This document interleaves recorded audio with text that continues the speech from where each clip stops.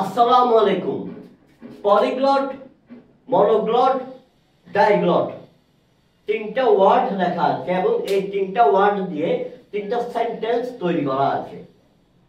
এখন এই ওয়ার্ডগুলো দ্বারা কি বোঝায়? প্রথমে বলি পলিগ্লট, মনোগ্লট, ডাইগ্লট তিনটা ওয়ার্ডে নাউন।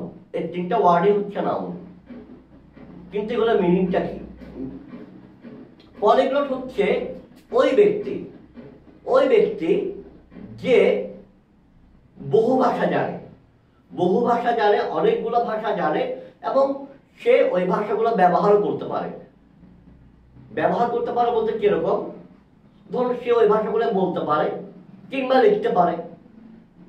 অর্থাৎ যে ব্যক্তি অনেক ভাষা জানে, বহু ভাষা জানে এবং সে ভাষাগুলো ব্যবহার করতে পারে, তাকে আমরা বলতে পারি পলিগ্লট। যেমন he is a polyglot, he is a polyglot.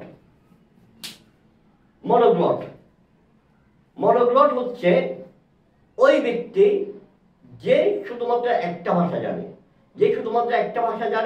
একটা ভাষায় ব্যবহার করতে পারে, এর বেশি জানেও না, এর বেশি ব্যবহার করতেও পারে না।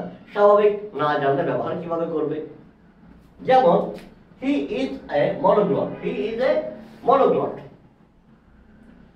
ডাইগ্লট, এই ওয়ার্ডটার ব্যবহার বর্তমানে আগের তুলনায় অনেক কম দেখা যায়, তবে আপনি ব্যবহার করতে পারবেন না এমন না, আপনি অবশ্যই ব্যবহার করতে পারবেন। ডাইগ্লট দ্বারা ওই ব্যক্তিকে বোঝায় যে দুটো ভাষা জানে এবং দুটো ভাষা সে ব্যবহার করতে পারে। যেমন he is a diglot. একটা জিনিস খেয়াল করেন, এখানে পলিগ্লট, মনোগ্লট, ডাইগ্লট এই ওয়ার্ডগুলো সেন্টেন্সে ব্যবহার করার সময় এই ওয়ার্ডগুলোর পর কিন্তু আমি আর কোনো নাউন ব্যবহার করিনি। যেমন আমি কিন্তু বলি না he is a diglot, he is a polyglot man বলি নেই, হি ইজ এ মনোগ্লট ম্যান অথবা বয় বলি নেই, হি ইজ এ ডাইগ্লট ম্যান অথবা বয় এরকম কিছু বলি নেই। কেন বলি নেই, কেন লিখি নেই? কারণ আমি লিখতে পারবো না, আমি বলতে পারবো না। কারণ এই তিনটা ওয়ার্ড হচ্ছে নাউন, যেটা আমি ভিডিওর শুরুতে বলে দিয়েছিলাম, এবং এই তিনটা ওয়ার্ডের পরে আপনি অন্য কোনো নাউন, ম্যান, ওমেন, বয়, গার্ল কিংবা অন্য কোনো নাউন আপনি বসাতে পারবেন না, চাইলেও পারবেন না। আপনি যদি কারোর সম্পর্কে বলতে ইচ্ছা হয় যে সে একজন পলিগ্লট, আপনি সরাসরি বলেছেন he is a polyglot or she is a polyglot.